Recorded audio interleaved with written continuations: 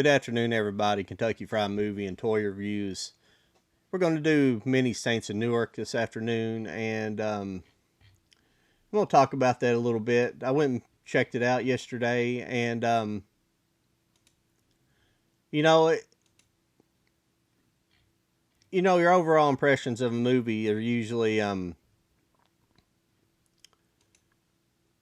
they're usually a little skewed right when you come out of the theater. You're kind of on a high from seeing a movie in the theater, and it's no different with this.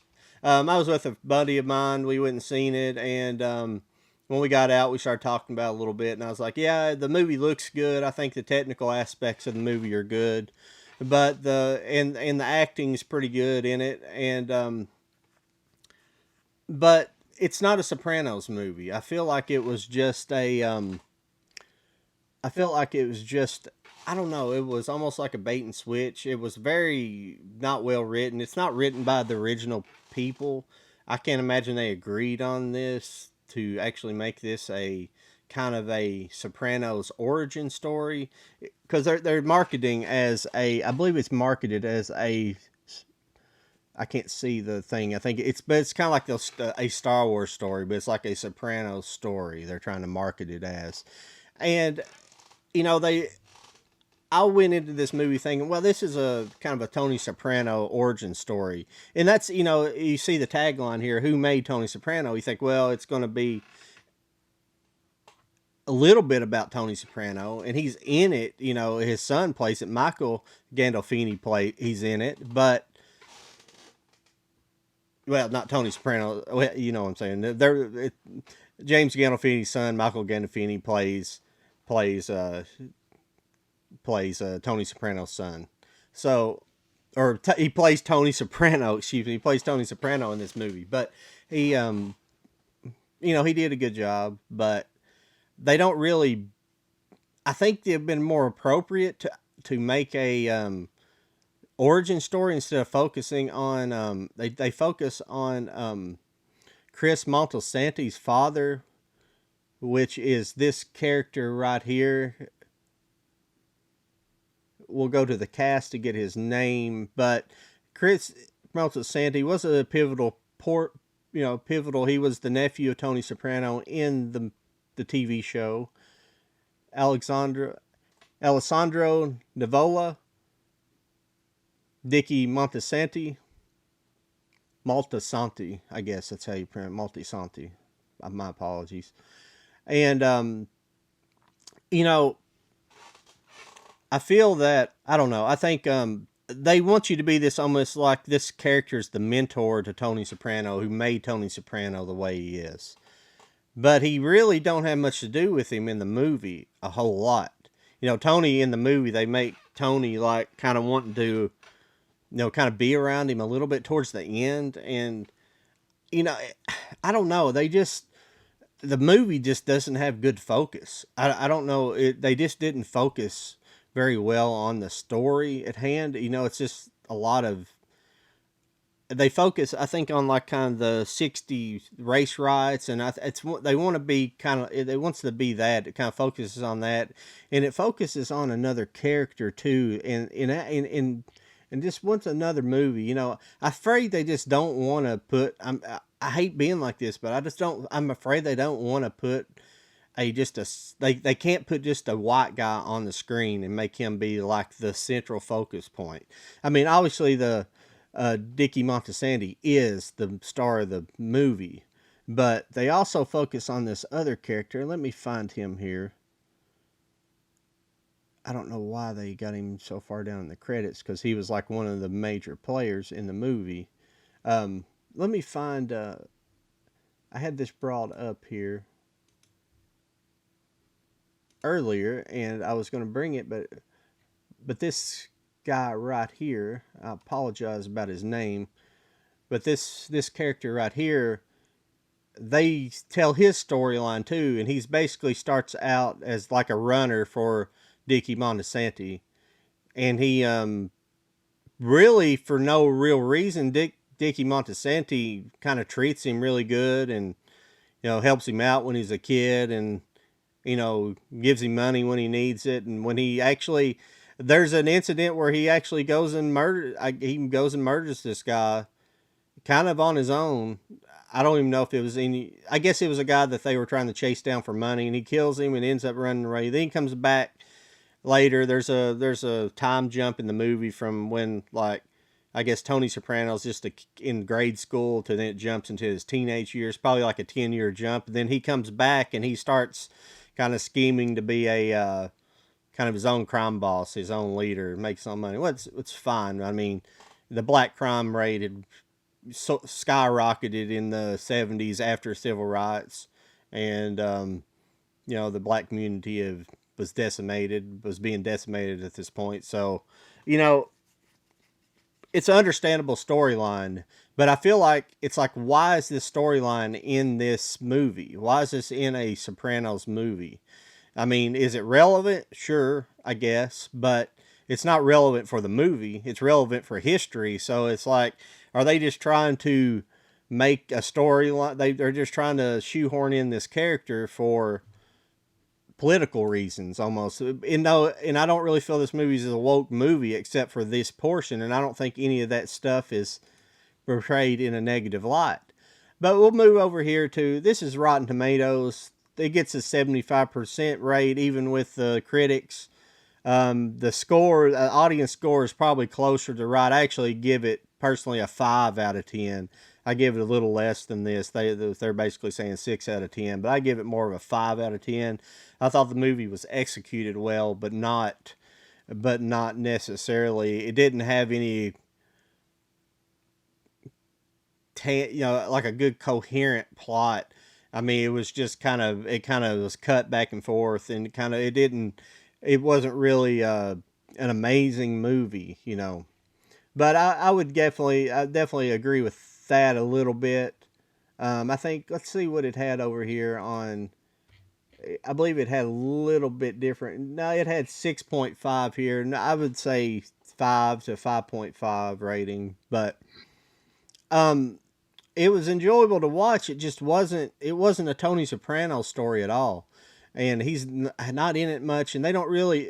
They're not very cohesive about, or they're not very. I'm thinking the word for it, but they're not very coherent about trying to build up the Tony Soprano character at all. It feels like they're not trying to build that character up, and they're not trying to like glorify that character at all. It just didn't get good treatment for a movie that was, based off such a good series. I know they've rumored making this movie for years, or bringing the series back, or, it's just a rumor. It's just, it was disappointing in that ground that it was just kind of a basic movie. It didn't really go into depth with any of the characters and really what motivated, because it was all about the Dickie Montesanti character and his kind of dealings, and it was basically him, the way he treated women and things like that. I mean, he kind of treated, I mean, that's just how all these movies are. They all these gangster movies, they always treat the women bad. I mean, that's just how it is. They're kind of violent people. I mean, these people are violent in nature. Else do you expect? I mean, they kill people without any remorse. So what do you expect? How do you expect them to treat anybody else? I mean, when they and the thing, the many saints of Newark, they try to make him out like, it's kind of weird. There's this one cut scene, and hang on just a second here. I apologize. Yeah, Ray Liotta, he's in it, and Ray Liotta starts out as, they call it, he's Hollywood Dick Montesanti, but he also plays Dick Montesanti. They also play his he's got a twin brother, and Dickie Montesanti kills his father early in the movie because he's, treating a woman bad. He's like, he pushed this woman down the steps, and he just kind of mouths off to Dickie a little bit, and Dickie like kills him, bashes his head into a steering wheel of a car, and he takes his body and destroys it, and nobody knows. So,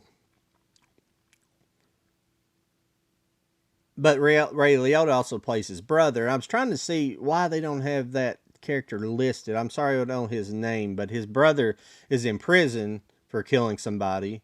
And so, but he keeps in the movie. He keeps making these trips back and forth to see him, and like Ray Liotta's brother in prison is like a jazz fan, so he says, "Like, bring me jazz albums." So he's always bringing him these albums, and they talk back and forth, but there's never any real good information. They never like he's never really given him like these great life lessons, which is supposed to be inspiring, And he basically his last time he sees him in prison, he's like, he talks about the Tony Soprano character. He said, "Well, the best bet for you is just to leave Tony Soprano alone.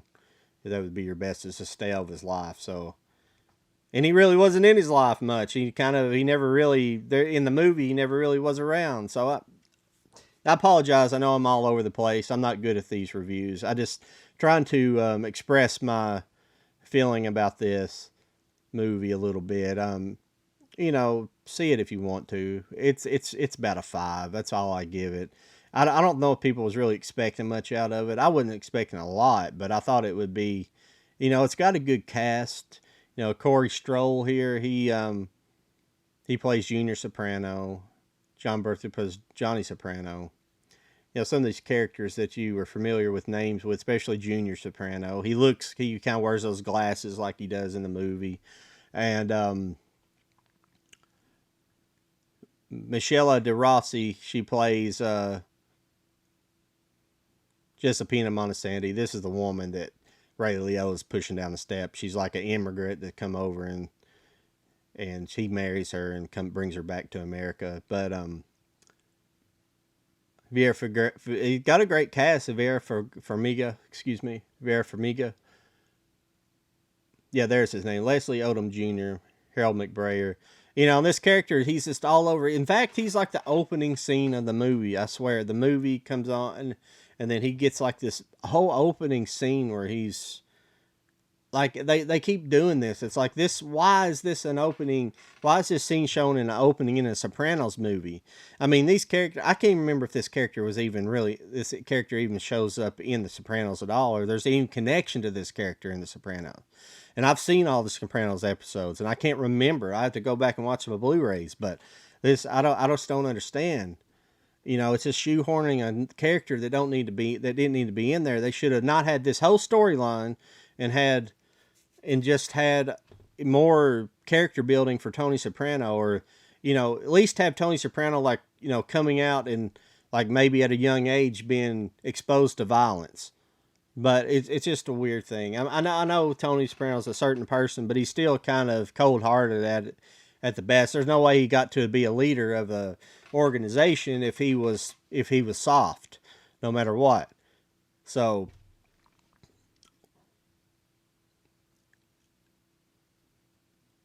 yeah, I mean, I don't know what else to really say about this, but I was trying to see what else I had looked at here to just bring up some more information about it for you guys before we get off here.